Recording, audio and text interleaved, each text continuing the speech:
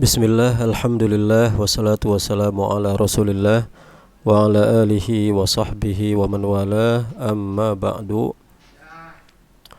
InsyaAllah kita melanjutkan kembali pembacaan kitab Matan Abi Suja, ya, kitab Matan Abi Suja yang bernama Al-Ghayah wa Taqrib, kitab yang telah disusun oleh Al-Alamah Al-Qadhi Abi Suja rahimahullahu ta'ala pada fikih Syafi'i. Kita lanjutkan di kitab Thaharah, ya.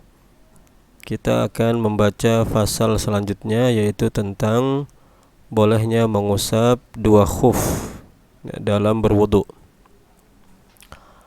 Qala al-muallif rahimahullahu ta'ala faslun, fasal wal mashu 'alal khuffaini jaizun bi salasati syara'ita. Mengusap dua khuf itu boleh dengan tiga syarat. Bi salasati syara'ita, dengan tiga syarat.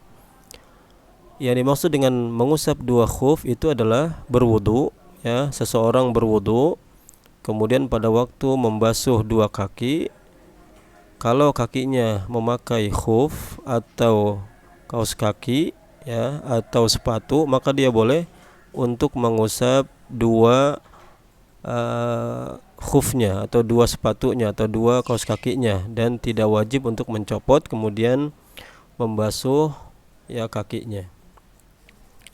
Ini boleh dilakukan dengan tiga syarat. Apa saja tiga syarat tersebut? An yabtadi'a lubsahuma ba'da kamalit thahara. Seseorang memulai memakai dua khuf tersebut setelah sempurna bersuci. Artinya memakai dua kaos kakinya atau dua khufnya itu setelah dia berwudu, ya, atau setelah dia mandi junub, ya. Ini syarat yang pertama. Jadi sebelum memakai dua khuf itu dia sudah berwudu dulu atau dalam keadaan suci. Wa an yakuna satiraini li mahalli ghuslil fardi minal qadamain. Dan keduanya, ya, maksudnya dua khuf itu satiraini, menutupi, li mahalli ghuslil fardi, pada tempat, ya, dibasuhnya yang wajib dari dua telapak kaki. Ya, maksudnya adalah bahwa dua khuf ini menutupi dua mata kaki, karena yang wajib dibasuh itu adalah pada kaki, ya, kaki sampai dua mata kaki, ya. Maka di antara syaratnya adalah harus menutupi kaki sampai dua mata kaki.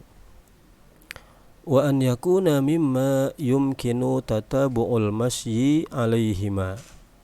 Syarat yang ketiga adalah adanya dua khuf tersebut mimma yumkinu, ya, termasuk hal yang dimungkinkan tadabu'ul masyi alaihima, terus menerus, ya, berjalan di atas keduanya. Maksudnya adalah dua khuf ini kuat dipakai untuk, ya, berjalan, ya, tidak robek atau tidak bolong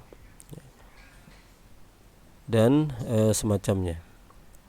Nah, ini tiga syarat bolehnya seseorang mengusap dua khuf, ya. Yang pertama, dia sebelum memakai dalam keadaan suci. Kemudian dua khuf tersebut adalah menutupi kaki sampai dua mata kaki. Kemudian dua khuf ini adalah kuat dan bisa digunakan untuk berjalan, ya. Kapan atau waktu yang dibolehkan dalam mengusap ini? Berapa jangka waktunya? Wa yamsahul muqimu yauman wa lailatan. Wa yamsahal muqim, dan orang yang muqim tidak bepergian boleh mengusap yauman wa lailatan, dalam sehari semalam, ya. Jadi jatah orang yang tidak bepergian kalau dia mengambil keringanan syariat masah alal khuffain itu adalah satu hari satu malam, ya.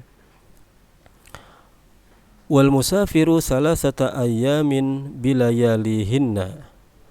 Dan orang yang musafir sedang melakukan perjalanan jauh, dia boleh mengusap dua khuf salasata ayyam, ya, 3 hari, bilayalihinna, dengan malam-malamnya, ya, 3 hari 3 malam, ya jatah orang yang musafir ya untuk boleh mengusap 2 khuf ya. Bagaimana cara menghitung 1 hari atau ya 3 hari 3 malam ini? Wabtida'ul muddah min hini yuhditsu ba'da lubsil khuffain. Ya, wabtida'ul muddah min hin yuhditsu ba'da lubsil khuffain. Dimulainya waktu ya mukim sehari semalam, kemudian musafir 3 hari 3 malam ya. Dimulainya waktu adalah pada waktu yuhdis, seseorang berhadas ba'da lubsil khuffain ya, setelah dia memakai 2 khuf ya. Ini dimulai awal dari waktu masah alal khuffain, yaitu pada waktu seseorang ya hadas yang pertama setelah dia memakai 2 khuf ya. Jadi tidak dimulainya waktu berniat atau pada waktu berwudu atau pada waktu memakai 2 khuf, tidak. Tapi dihitungnya adalah ya seseorang kemudian berwudu, dia memakai 2 khuf ya, kemudian nanti pada waktu hadas yang pertama, nah itulah yang dihitung awal waktu dari muddatul masah, waktu yang dia itu boleh mengusap 2 khuf. Fa in masaha fil hadari thumma safara.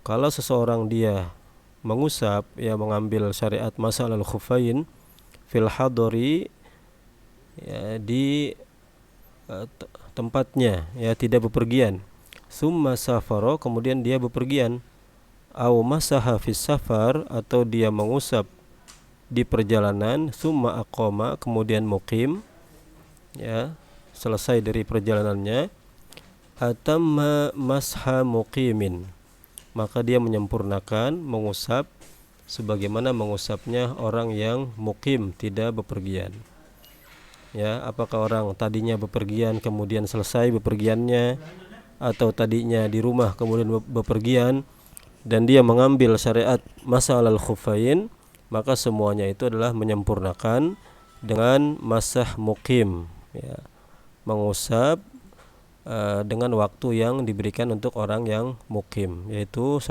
hari 1 malam saja.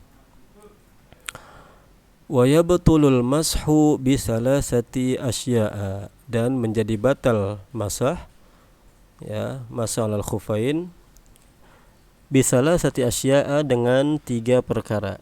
Maksud batal di sini adalah ya bukan batal wudunya, tetapi batal bolehnya dia kalau berwudu itu mengusap 2 khuf. Jadi kalau sudah ada ya 3-tiganya atau 2 atau salah satu dari 3 perkara yang akan disebutkan ini, nah seseorang kalau berwudu dia harus berwudu dengan normal, yaitu membasuh kedua kakinya, dan tidak boleh dia hanya mengusap ya 2 khufnya atau kaos kakinya atau sepatunya. Apa saja? Bi khal'ihima, yang pertama adalah dengan mencopot keduanya ya, atau salah satunya ya menurut pendapat sebagian ulama. Kalau seseorang mencopot 2 sepatunya atau 2 khufnya, maka otomatis dia tidak boleh ya mengusap 2 khuf kalau dia berwudu ya. Wan qidha al muddah, dan habisnya waktu, selesai ya mukim tadi sehari semalam selesai, kemudian musafir sudah 3 hari 3 malam ya selesai ya habis waktunya, maka otomatis tidak boleh mengusap 2 khuf dalam berwudu. Wa ma yujibul ghusla, dan apa-apa yang mewajibkan mandi ya. Apabila terjadi apa yang mewajibkan mandi ya, maka batal dan tidak boleh mengusap ya 2 khuf pada waktu berwudu karena dia wajib untuk mandi ya. Nah ini seperti ya mimpi basah atau juga hubungan suami istri yang mewajibkan seseorang untuk mandi. Wallahu ta'ala a'lam.